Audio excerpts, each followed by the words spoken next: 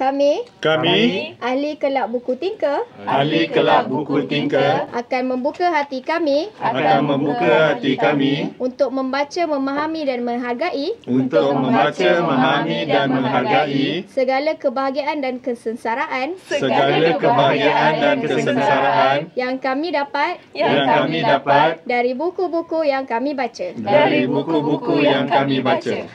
Okey, selamat datang ke Kelab Buku Tinker. Hari ini kita akan membentangkan buku yang berjudul, ini persidangan kita yang kedua ya. Persidangan yang kedua. Saudari Sabrina. Ya, Saudari Adli dan hari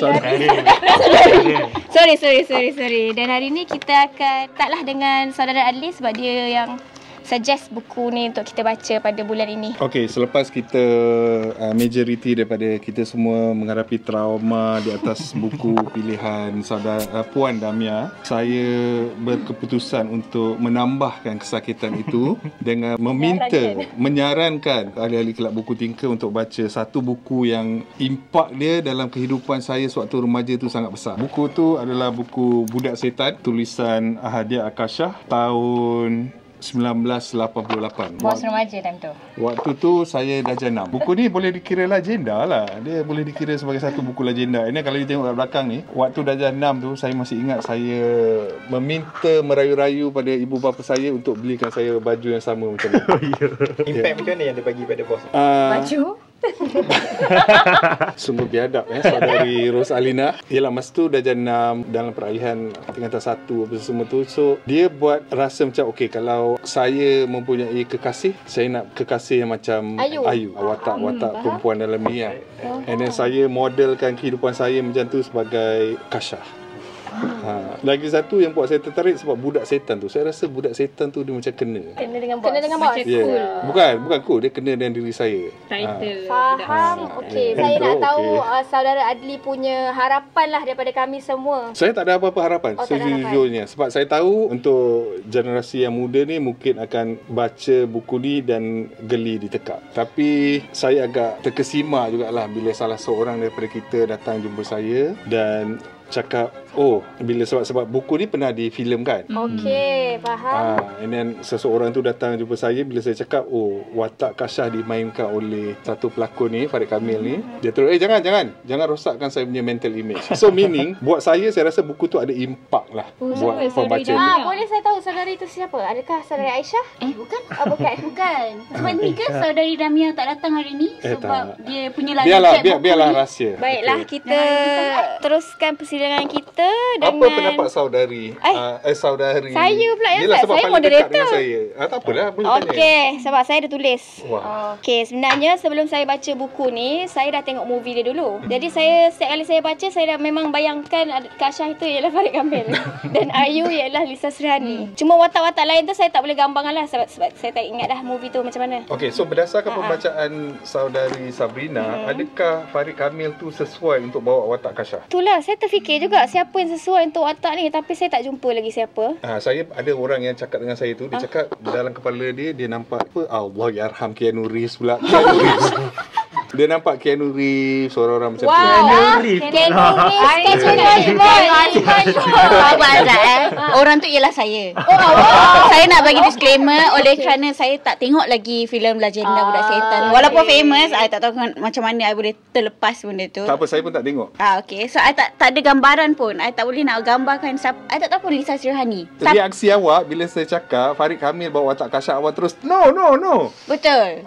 Sebab dalam bayangan saya tak, Damia lain. Okey, Damia dia dah tengok movie tu dan dia tak nak baca buku ni sebab dia tak nak rosakkan the movie Legenda Budak Setan. I pula tak nak tengok movie tu sebab I dah baca buku ni dan gambaran Kashah dengan Ayu sangat lain dengan Farid Kamil dan Lisa Srihani. Sebab I bayangkan Keanu Reeves.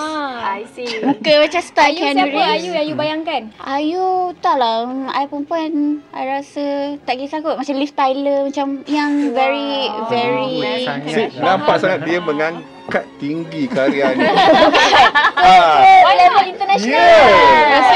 Halim kan handsome kan. I bayangkan macam Timothy Chalamet, betul handsome. Faham. So bila I tahu Farid Kamil, I macam sikit. Bukan cakap tak handsome, tapi tak Kasha handsome. Kasih. Faham. Teruskan, Puan saya tak Puan boleh. Sabrina pula. Jangan puan, saya belum kahwin. Lepas tu saya rasa agak cringe lah buku ni sebenarnya sebab saya sebenarnya tak tahu siapa yang tengah bercakap. Sekejap dia isi hati faktor Kasha. kebodohan kita boleh ambil kira, tak apa. Saya confused. Awak baca buku ni berapa kali? Satu page? Sekali je? Oh. Kena baca 2 kali ke? Kau baru faham. Sebab masa mula saya baca, saya macam okey, ini adalah Kasha. Lepas saya putar, ni Ayu pula yang bercakap. So sebab saya bukan pembaca buku, jadi Tapi macam mana boleh ada dalam kelab buku? saya pencetusnya lah. Okey. Tapi tak perlulah macam saya yang terpaling buku kan. Jadinya saya ada persoalan lah, yang benda ni tak penting sangat. Tapi semua house ada roller skating Ya, dulu nama tempat tu Rock Roller. Wujud lah. Wujud. Saya ingat dia memang wujudkan tempat tu untuk dia orang lepak-lepak di masa lapang. Ya, teruskan. Saya nak tahu maksud torpedo di page 100. Astaghfirullahalazim. Sebi. Apa? Dia dah pernah tengok kan movie dia. Apa? Saya dah tengok movie dia, tapi saya tak ingat. Tu ada scene torpedo tu.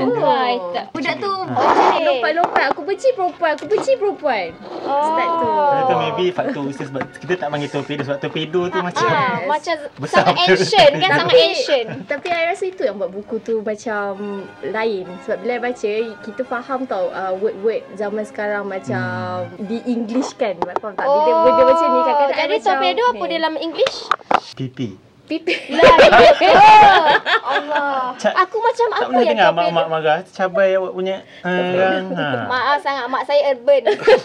Ada tak ayat-ayat atau scene-scene dari Ada. filem tu yang buat you macam Filem ke buku? buku sorry. Oh, Maafkan tak saya. ada lah. Tapi saya tengok ada cringe moment di page 40 ya. Ya baca kan? Awak nak jadi Kasha ke saya nak jadi Ayu? Kasha. Kasha, okey? Okey, awak boleh Kasha? Yelah scene apa? Okey, dia dekat kantin duduk sebelah menyebelah. Okey. Sama lah dia kan? Okey, diorang jumpa lepas sekolah. Lepas tu Kasha cakap, silakan Kasha. Jangan lupa. Saya takut awak tu yang lupa. Okey. Kedua-dua mereka tidak lupa. Dua-dua tepati janji sedut di bawah sepohon sena yang tinggi menjulang di Taman Seri Mutiara. Kelu, kita ni jumpa untuk berdiam diri ke? Saya ni pemalu. Awak panggil saya Syah? Salah ke? Tak salah, tapi saya rasa janggal. I don't know. Tapi saya memang macam ni. Saya rasa kekok kalau tak panggil nama. Kenapa tak panggil dari dulu? Sebab saya hanya boleh panggil nama kalau dah rapat. Ni apa kata-kata hati ya? Ini bermakna dia dah rapat dengan aku. Jadi maksud awak kita dah rapat? Entahlah. Tapi saya Ayu telah Elio. Boleh tak saya bahasakan diri saya Ayu? Kalau awak rasa senang begitu, Panggil saya Ayu. Dan Ayu akan panggil awak Syah. I love that. Konklusi daripada sini, apa yang kita baca bila tengok lagi boleh hadam daripada kita dengar. Musa daripada saya memang tak boleh hadam lah. Tapi saya faham lah, saya boleh relate. Sebab zaman dulu memang orang, macam kita motivate diri kita untuk study sebab ada orang yang membimbing, mendorong kita ke arah Perempuan? itu. Ya. Ataupun lelaki? Ya. Okey, tak apa. Kita perlukan ulasan yang lebih berilmiah lah. Okey, kita teruskan dengan saudara Faris. Faris, ya. Saya tak pernah tengok filem dia, tak pernah baca buku dia. Jadi buku-buku je ni saya selalu nampak kakak-kakak senior akan pegang, bawa pergi mana-mana. So saya rasa macam viral. So bila saya baca sekarang ni, zaman sekarang ni bila saya baca dalam dua dunia lah. Dunia saya sekolah menengah dengan dunia sekarang. Kalau baca dalam keadaan dunia sekarang ni, kembang akan tekakkan kembang. Dan bila baca zaman dulu saya rasa macam memang patut dia jadi viral lah. Sebab dia memang buat kita dibuai mimpi. Bahasa-bahasa yang digunakan pun dia agak ringkas kan. Tapi ada satu yang saya perasan dia punya gaya cerita tu macam agak longgar sikit. Contoh macam Cik Gumoy sekejap dia masuk, lepas tu tiba-tiba hilang macam tu. Karakter-karakter macam tu dia longgar sikit. Bagi saya macam tu lah. Lepas tu sapi punya kehilangan sapi tu sekejap kan. Kita rasa macam alah macam tu lah. Lepas tu kan dia pergi belikan gitar. Dia Betul, sempat bagi gitar. Aha. Dia macam tak ada. Betul, macam lus. Sebab itu kena baca Budak Setan 2. Okey. Dan ketiga, which saudari Aisyah dia curious. Oh, saudara Aisyah dah teruskan buku tersebut. Dia ada rasa ingin lebih tahu. Betul. Okey, I jenis suka baca tu bagi complete. Sebenarnya ending buku pertama ni agak cliffhanger, tak ada conclusion, which I tak suka benda yang tak ada conclusion. I rasa budak-budak sekolah sangatlah lemah. I dulu pun macam tu. So I baca tu I rasa macam I'm too old for this. Permainan emosi macam sedihnya hidup ni. Aduh, panggil saya Syah. Alamak, Halim ke Syah? Tak tahu. Ni benda ni agak cringe sebagai wanita 30 tahun. Ayu dia punya rasa macam alamak, I rasa I kena let go Syah, jadi I kena buat this stupid story pasal aku terlanjur ni. Itulah ending yang I rasa macam at that point I memang nak marah, nak campak buku tu. Marah pada buku atau marah pada Ayu? Marah pada Ayu. Kasyah tu memang daripada awal dah marah. Sebab I rasa Kasyah ni bodoh. Budak sekolah lah, tipikal budak sekolah. Bodoh macam mana tu? Boleh macam alamak, kelab pembenci wanita benda. Anti perempuan. Yes. Macam alamak, dia punya struggle in life ialah aku sebagai ketua kelab anti perempuan, aku tak boleh suka perempuan. Macam bodoh. Kau boleh resign je kot. Habis cerita. Itu je. You rasa dia bodoh tak sebab mengejar Ayu? I rasa dia orang semua bodoh in general. Yang watak yang I suka sebenarnya Sapi. Betul. Sapi dia punya dilema hidup dia lebih mendalam tapi dia tak berteruk. Dia tak berteruk. Lepas tu dia macam real, lepas tu dia macam responsible. Cuma dia tak dikembangkan. Kalau I rasa kalau dia buat sub buku pasal sapi sahaja, mungkin yang tu akan lebih berminat nak baca. Terima kasih. Okey, kita teruskan dengan saudara Sani. Kejap. Ada tambahan? Budak sekolah tak semua bodoh ya. Takutlah ni tu, daripada pandangan orang yang dah 30 tahun yang dah tapi besar. you kena faham pada masa itu. Pada masa penulis tu. Sebab tu kalau I meletakkan diri dia sebagai budak masa itu. Sebab tu I sebagai 30 tahun I baca benda ni, I susah nak relate dan hadam. You bayangkan budak umur 12 tahun baca buku ni, macam mana impact dia? Bahaya bos, ada tornado. Silakan saudara Sani, apa pendapat awak tentang pendapat saudara Sani tentang buku inilah? Okey, Assalamualaikum. Waalaikumsalam. Lupa bagi salam. Pertama sekali minta maaf saya tak dapat datang episod sebelum ni. Persidangan sebelum ni. Minta maaf saya tak dapat hadir sebab saya ada penggambaran. Okey, cerita ni saya rasa on a personal level lah. Sebab agak boleh relate sebab saya pun macam budak asrama. Masa saya masuk pun asrama tu asrama baru, and saya pun memang budak baru, and tak ramai orang. Apa yang dia gambarkan tu surprisingly saya rasa dia age well jugalah. Sebab saya rasa cerita dia kalau macam setting sekarang pun boleh. Kecuali part yang exam lah, yang kata aggregate apa benda lah, tu saya tak faham lah. Dengan rock roller.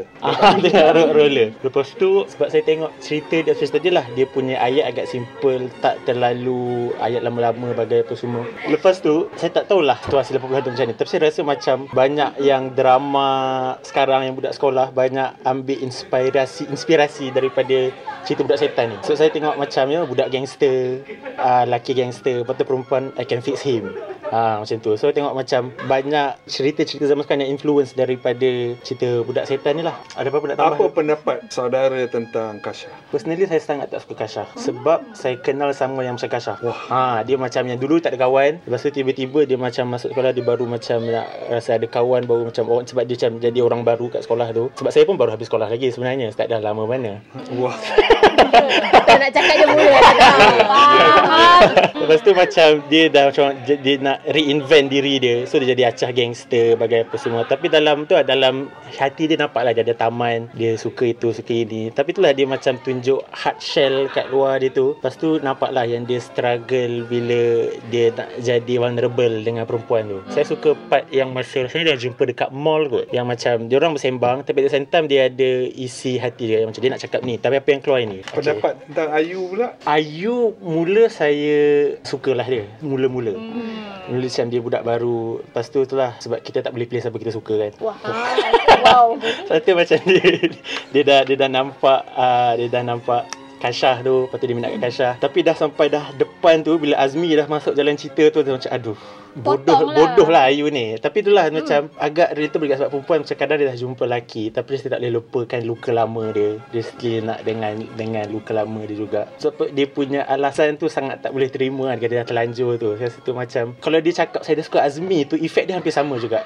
kalau dia cakap pada dia terlanjur tu. Review ni maybe macam tak adil sangat lah kot sebab daripada first book je kan, sebab dia ada banyak lagi. Geram juga baca sampai situ je. So saya ada baca sikit, tambah sampai Kasyaf pergi California, Ayu ikut dia pergi California. Tak apalah, tapi geram lah. Saya nak bagi konteks zaman dulu untuk perempuan, right? Kalau macam apa saudara cakap oh saya suka Azmi je, sama sakitnya. Lain zaman dulu kalau perempuan tu dia cakap saya dah terlanjur, zaman dulu zaman tu lah, technically dia dah gone. Aku ni memang perempuan yang tak boleh dipakai dah sebab aku dah terlanjur. So mungkin konteks dia cakap Ayu dah masa tu cakap okay, cara untuk aku buat Syah lupa kat aku adalah aku kena declare aku sebagai perempuan yang dah tak suci.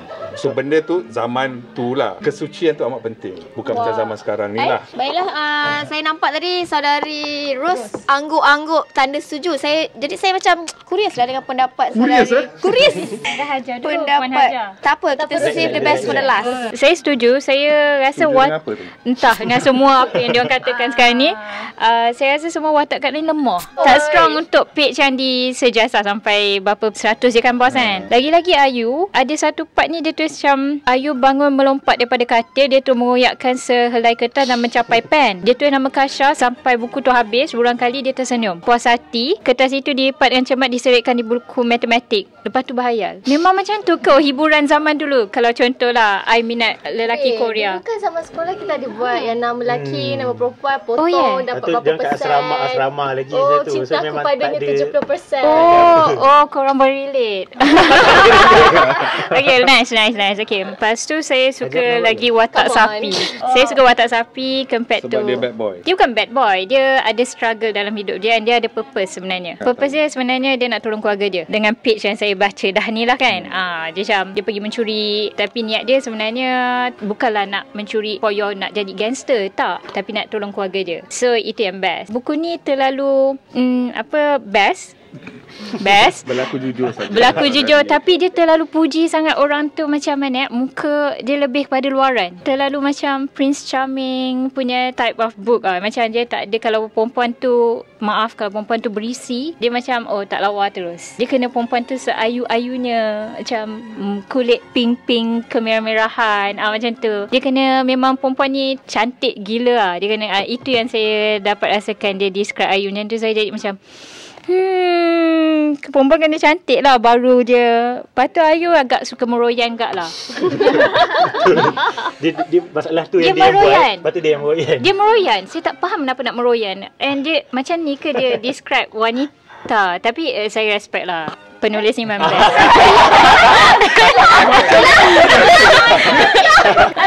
Sebab kalau you fikir balik, kenapa Kasyaf suka Ayu? Sebab cantik je babe. Sebab cantik babe. Apa personality Ayu sebenarnya? Kalau cuba Ayu tu chubby sikit. Tapi Ayu pun suka Kasyaf, kenapa? Sebab Halim pun dia nak hang out. Dia nak fling sebab handsome, you know.